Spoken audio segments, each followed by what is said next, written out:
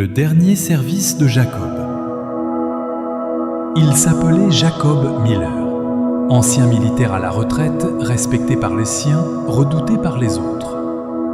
Dans son quartier du sud du Texas, tout le monde connaissait ses convictions. Pour Jacob, les Noirs n'étaient que des fauteurs de troubles, des paresseux, des moins que rien. Il n'en avait jamais vraiment connu, mais il avait hérité ce mépris de son père et son père du sien. Chaque matin, à 6 heures précises, Jacob sortait sur son porche, son café à la main, saluant froidement les voisins. Sauf les familles noires du coin.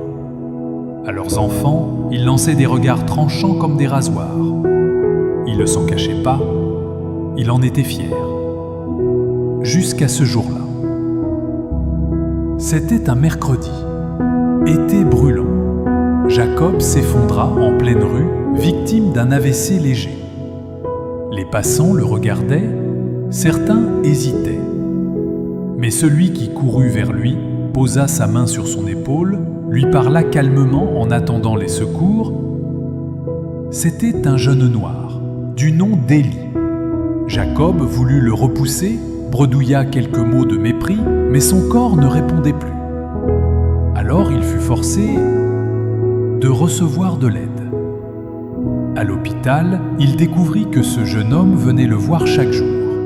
Il s'asseyait en silence, lisait sa Bible ou lui racontait des choses simples, le quartier, le soleil, sa mère malade, ses études en médecine.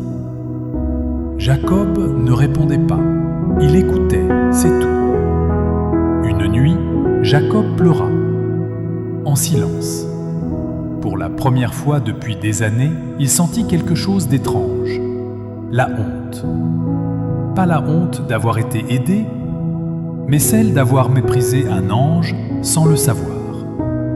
Après sa rééducation, Jacob revint chez lui, transformé. Il alla frapper à la porte d'Élie.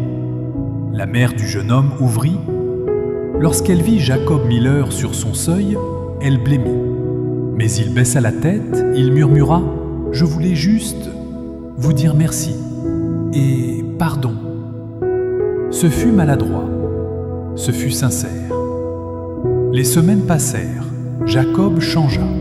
Il parla aux enfants noirs du quartier, les aida à réparer leur vélo. Il invita même Élie et sa mère à dîner. Son porche devint un lieu de discussion, pas de mépris. Et puis, un jour, un autre voisin blanc le prit à part, furieux. « Jacob, tu deviens quoi là? T'as oublié qui tu es ?» Jacob répondit calmement, les yeux pleins de vérité. « Non, justement, j'ai enfin compris qui j'étais devenu et qui je ne veux plus être. » Le racisme n'est pas toujours hurlé. Parfois, il est hérité, nourri par l'ignorance. Mais une main tendue peut briser des chaînes de haine forgées depuis des générations. Jacob avait passé toute une vie dans l'ombre de ses préjugés. Il ne lui fallut qu'un acte d'amour pour enfin voir la lumière.